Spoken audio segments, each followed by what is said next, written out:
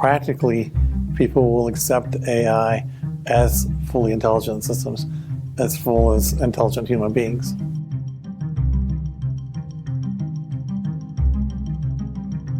For now, we're going to have partners with AIs. And the longer term, AI is going to redefine what it means to be a human.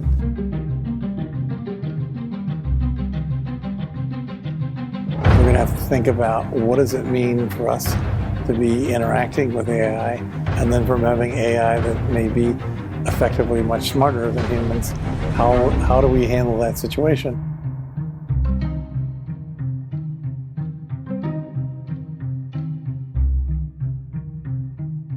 I think right now it's very interesting.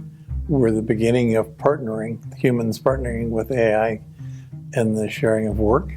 As of last year, the AI did about 20% of the work and humans did 80% of the work. And that was more pronounced in the things that are already digitized and already in the computer, and less so in the higher level things that require judgment and practice and so on. However, by 2 years from now, we expect that the AI will be doing 40% of the work, humans will be doing 60% of the work, and then a couple more 2-year periods, the AI will be doing a much bigger fraction of the work, and that will be changing the way we work. But for now, we're going to have partners with AIs. And the longer term, AI is going to redefine what it means to be a human, because you're not going to be defined by your work.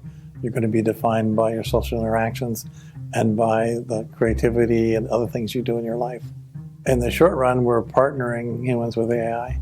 In the longer run, which is on the scale of 10 years, we're replacing most human labor and human jobs by AI.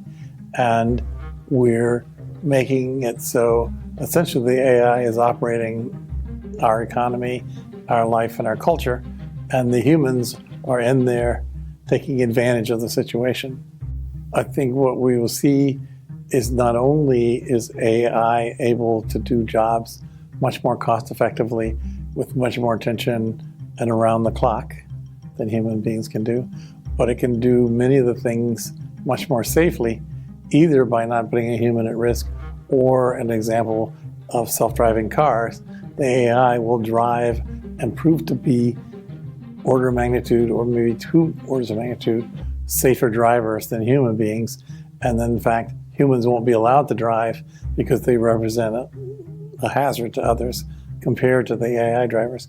So I think there are a lot of reasons we want AI. We'll want robotic surgeons. We'll want, vehicles driven by AI. I think all of those will make the world safer, they'll make the world more efficient and can be done less expensively.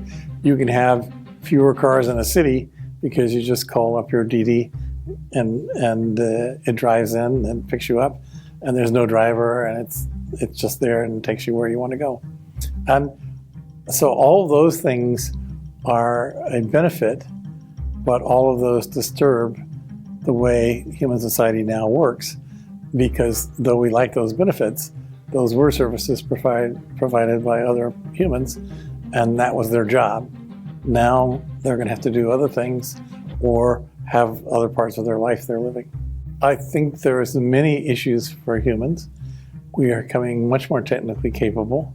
We can genetically modify humans very cheaply and easily.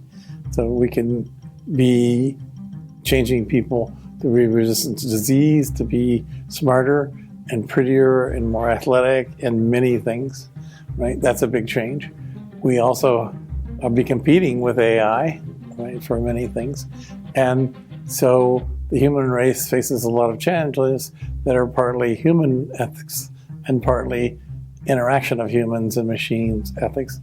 And it will be interesting to see how well we handle this. We can hope that we are designing machines and teaching machines in such a way that they actually are kind and nice and interact. In a world in which there's more AI, I claim that one of the best things you can teach people is to be kind to each other, because they're going to have to work as interdisciplinary teams. That means you have to build up trust. right? And the way you build trust is by being kind. And you want to train machines to be kind to other machines and to humans. The primary drivers these days for artificial intelligence is they allow you to do things you couldn't do otherwise, but they also allow you to manufacture and to do things more cheaply. They save money by either in production or in jobs and so forth like that. But the ethical questions are far from being thought through, and the rise of AI is going to be much faster than the human race is used to making changes in its basic civilization understanding.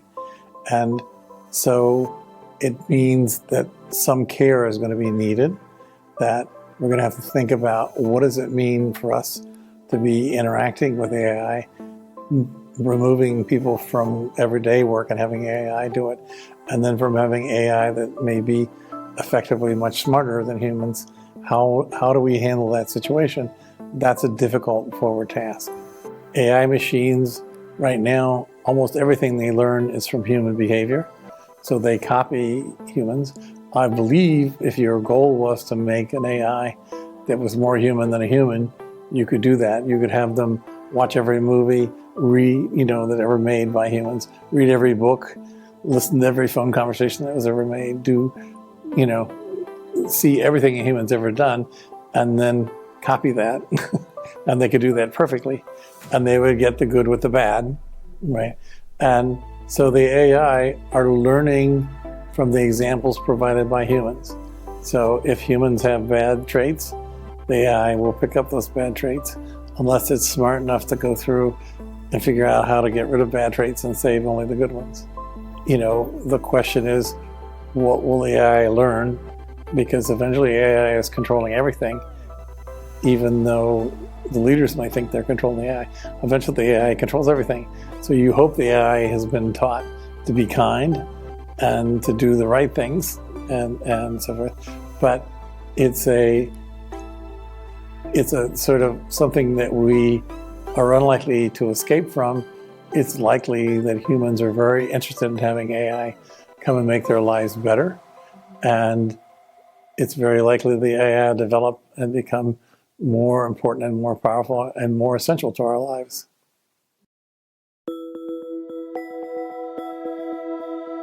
I think it's tricky unless you very carefully define what you mean by conscious. However, I think that there will be times in which people will interact with AI systems, and the AI systems will have personalities and have feelings about what's right and what's wrong, and will behave in such a way that humans will ascribe to them consciousness and will describe to them motivations for various things. And so even though technically that might not meet someone's description of consciousness, I think practically people will accept AI as fully intelligent systems, as full as intelligent human beings.